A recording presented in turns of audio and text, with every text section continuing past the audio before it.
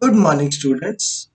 Last time we have discussed the half part functioning of democracy, block number 16. Today we'll complete the chapter with the remaining part. We have reached till resolving conflicts in a democracy. From the last paragraph, we have to continue this. Till now, you must have understood the chapter. So let's start with the remaining part.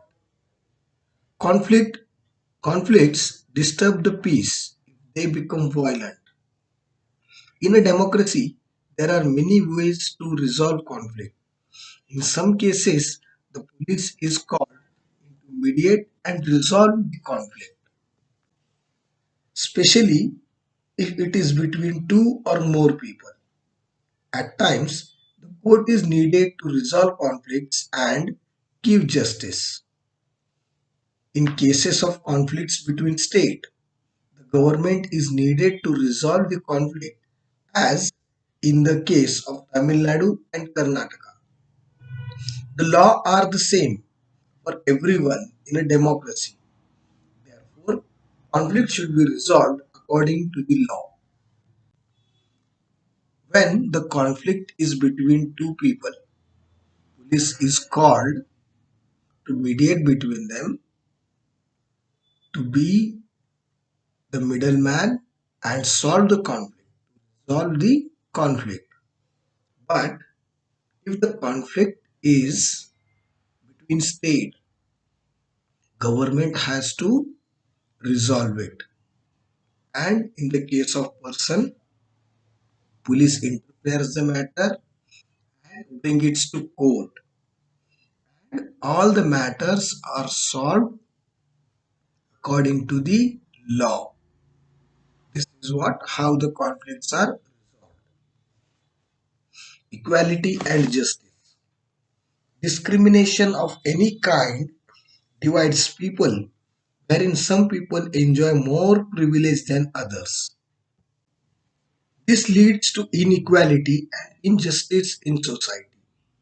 When discrimination is being carried of any kind, peoples are divided, and when the peoples are divided here, some people enjoy more privilege than others, and this leads to inequality, justice in society, which is very harmful for society as well as for the individual.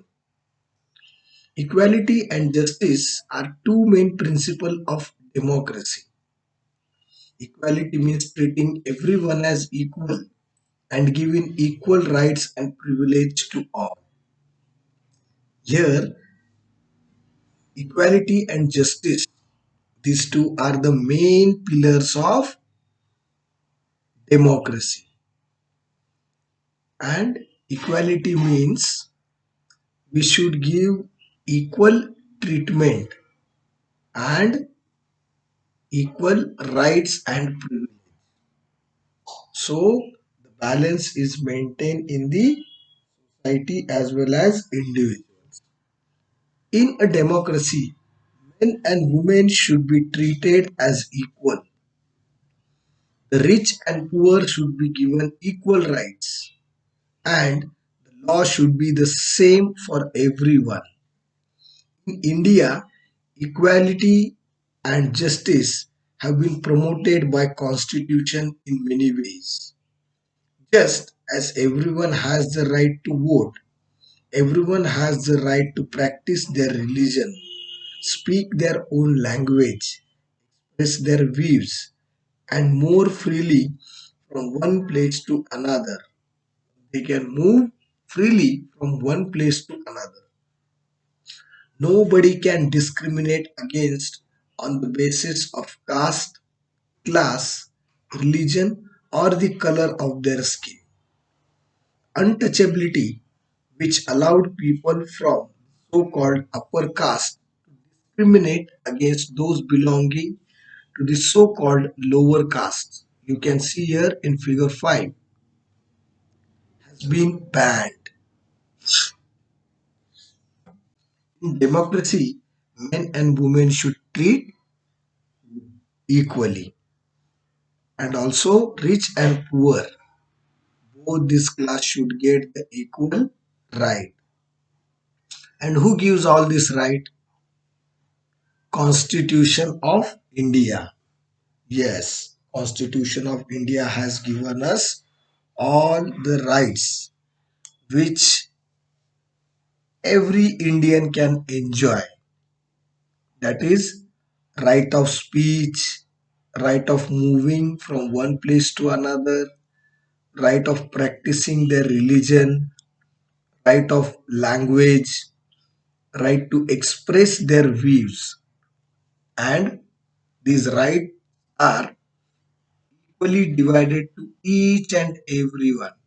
That is men, women, children, rich, poor, everyone can enjoy this right. No one can stop you to enjoy this right. And also, no one can discriminate on the basis of caste, religion, or color of their skin. You cannot discriminate anyone for their religion or their caste or their color. Untouchability, which allowed people in ancient times, there was untouchability practiced by the so-called upper caste, and the so-called lower caste people were treated very, very badly. But now this is also banned by government. We can understand the importance of equality and justice better by reading about a form of discrimination that existed in South Africa. Now here is a small case study: struggle for equality in South Africa. And this struggle was fought by Nelson Mandela, a very well-known personality of South Africa, just like Mahatma Gandhi. He also protested and fought against the equality, struggled for equality in a peaceful way, in a non-violent way. Read this story. We'll discuss this story during our online class. Okay. And one thing I should tell you, Nelson Mandela was also awarded a Nobel Prize for Peace. Okay. Challenging to democracy. What does the newspaper tell you? Why do you think the candidate have gave money, food to the voters in the village, buying votes with gifts and become a big challenge in a democracy? This type of giving bribes become a big challenge in democracy. The voter, candidate who is nominated, we see nowadays that he is giving food or money to the poor people and buy their votes. This has become a very, very big challenge for democracy. This usually happens when people are unable to decide who to vote for during an election. Hence, it becomes easy for some candidates to influence voters with money and gifts in order to get their vote. But I think here people also should be wise enough. They should not accept such gifts or money or food and sell their vote. I can say to sell their vote by the money or food or the gift. They are selling their vote, which is very, very harmful for democracy. In a democracy, people have to make the right decision to choose their leader. In case they are illiterate, they may not be able to judge a candidate based on the right qualities. They may not they may also not be able to participate in the government or be aware of their own right and duties as citizen of country. They may not be able to express their views and opinions that are essential to keep a check on the activities of government. So with this para, you must have understood that if you are uneducated,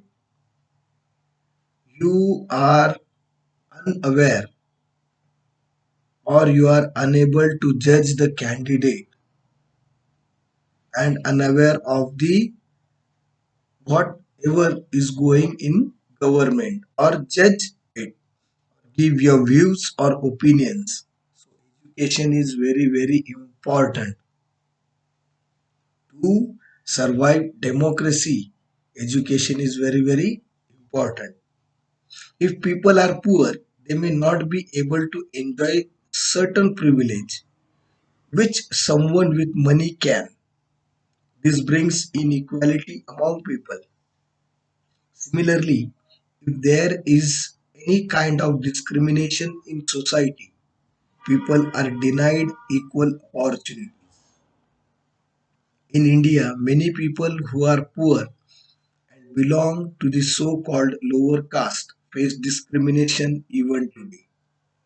Yes, very right. That with the money they can enjoy some privilege. The rich people can enjoy privilege even today. And the poor, lower caste people are also discriminated. Maybe the level has gone down, still they have to face this discrimination of inequality. It is important that the government promotes compulsory election for all, helps remove poverty, make sure that nobody is discriminated against. Government is also taking all necessary steps to minimize all these drawbacks, promote compulsory education for all, helps to remove the poverty and make sure that nobody is discriminated against. Now all these measures government is taking. It's our duty also to respond to the government's what all decision government is taking and what all necessary steps government is taking. It's our duty also to follow it and obey the rules. So discrimination can be minimized and functioning of democracy will be more easier. Understood, children? So this is all about functioning of democracy. Here we have seen how important people's participation is there, how the conflicts are resolved in democracy, and what are the challenges. And I think this all, if we overcome all these things, challenges, and equality and justice, surely our country will be the great country because country whose functioning of democracy is smooth and fine, that country always enjoys a very very good relation and also peace. Okay, so this was all about functioning of democracy. So listen this audio, see this video very very carefully. So let's meet during our online class and solve our doubts. Okay, children. Also, I have been kept the case studies. Two case studies are there. So these two case studies will discuss during online class. Okay, children. Till then, have a nice day. Bye.